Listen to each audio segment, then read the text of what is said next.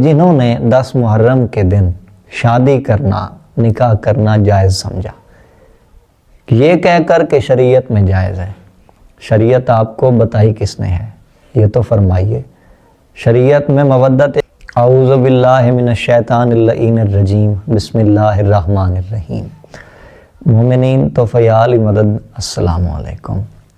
احباب، گزارش ہے کہ اللہ نے جو دین دیا اس دین کو بدلا گیا۔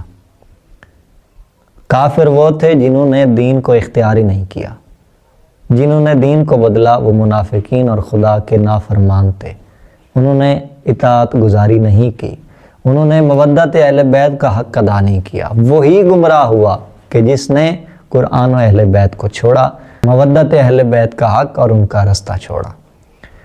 ان میں سے وہ لوگ ہیں کہ جنہوں نے 10 محرم کے دن شادی کرنا، نکاح کرنا جائز سمجھا، یہ کہہ کر کہ شریعت میں جائز ہے۔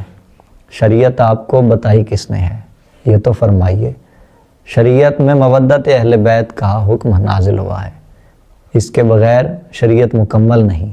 ولایت علی سے دین مکمل ہو رہا ہے، اور جس دن امام حسین علیہ السلام شہید ہو رہے ہیں اس دن آپ کہہ رہے ہیں کہ یہ خوشی کا کام کرنا چاہیے۔ اقتدا کرتی ہے شریعت امام کی، معصوم کی۔ 10 محرم کو آپ نے کہا شادی کرنا جائز ہے، چلو آپ اس بات پہ آ گئے تو پھر رکے رہتے، پھر یہ غصہ کیوں کرنے لگ گئے کہ 22 رجب کو شیعہ جو کونڈوں والی نیاز کرتے ہیں، نیاز امام جعفر صادق علیہ السلام، وہ نہیں ہونی چاہیے؟ کیوں؟ کیونکہ اس دن شام والے کی موت ہوئی تھی۔ یہ کہتے ہیں کہ اس دن نیاز یہ اس کے مرنے کی خوشی میں بناتے ہیں، وہ معاملہ ہی الگ ہے، وہ بحث ہی الگ ہے۔ اس طرف آپ جا سکتے ہی نہیں، کیونکہ آپ کے پاس کمزوری اتنی ہے، دلیل ہی نہیں ہے، نقص اتنا ہے، آپ کمزور اتنے ہیں۔ امام حسین علیہ السلام کی شہادت کے دن آپ خوشی مناتے ہیں۔ امام حسین علیہ السلام کی شہادت کے دن یزیدیوں نے روزہ رکھا خوشی منانے کے لیے، آپ اس دن خوشی مناتے ہیں۔ آسمان کا فرشتہ اہل بیت کے در پہ آ کے کہتا ہے مسکین، اسیر اور یتیم ہوں، سورۃ دہر کے حوالے سے۔ وہ فرشتہ ہے، نہ مسکین ہے، نہ یتیم ہے، نہ اسیر ہے، لیکن ان کے در پہ آیا ہے تو ثابت ہوا ہے وہ ہم جیسا ہے ہی نہیں، نہ وہ یتیم ہو سکتا ہے نہ مسکین ہے، لیکن خدا نے کہہ دیا کہ وہ ہے۔ تو یہ بات سمجھانے کے لیے کہ جس کو آپ نے شریعت سمجھا ہے وہ شریعت نہیں ہے۔ آپ یہ نہیں کہہ سکتے کہ 10 محرم کو بھی نکاح کر سکتے ہیں۔ 10 محرم کو نکاح کرنا اس لیے جائز نہیں ہے کیونکہ اس دن محسن اسلام رسول اللہ کے بیٹے شہید ہوئے ہیں۔ کیا 10 محرم کو رسالت مآب سرکار شہید ہوں تو نکاح کیا جا سکتا ہے اس دن؟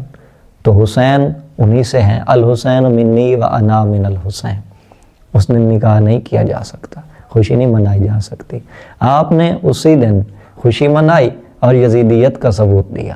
ادھر 22 رجب کو آپ نے رولا ڈال دیا، مسئلہ بنا دیا کہ جی یہ اس لیے نیاز بناتے ہیں، اور اہل سنت برادران جو نیاز کو کھانے آتے ہیں اس نیت سے کہ امام جعفر صادق علیہ السلام کی نیاز ہے، انہیں آپ روکتے ہیں، ورغلاتے ہیں، گمراہ کرتے ہیں کہ نیاز نہ کھائیں، اہل بیت سے دور ہو جائیں۔ بغض آپ کو اہل بیت سے ہوتا ہے۔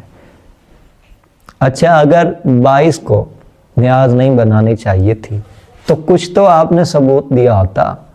13 رجب کو آپ نے نیاز بنائی ہوتی مولا امیر المومنین علی بن ابی طالب علیہ السلام کے آنے کی خوشی میں، 17 کی بجائے 12 ربیع الاول کو کنڈے بنائے ہوتے۔ یعنی آداب امامت، آداب نبوت، آداب دین، آداب حجت وہ ہم شیعوں کو ہی آتے ہیں۔ جب آپ 10 محرم کے دن خوشی مناتے ہیں تو 12 کو تو آپ کو نیاز بنانے کا حق ہی حاصل نہیں ہے۔ حضرت لوط علیہ السلام کے گھر پہ حملہ ہوا تو اس قوم پہ عذاب نازل ہوا۔ جب ناقہ صالح کی ٹانگیں کاٹی گئیں تو اس قوم پر عذاب نازل ہوا۔